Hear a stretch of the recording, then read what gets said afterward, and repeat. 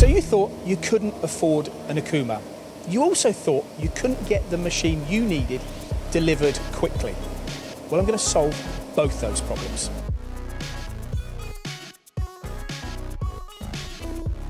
So we're going to start with a 3-axis machine.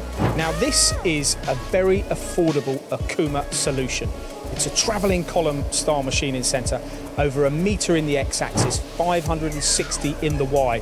But the key to this machine are some of the features that come as standard. This is a massively powerful machine, a really rigid construction, and available from stock. And if 3 axes isn't enough, how about a 5-axis? With this machine, you can hit more faces and improve your productivity. And the Genos M460V-e offers you high speed, high precision, high performance 5-axis machining.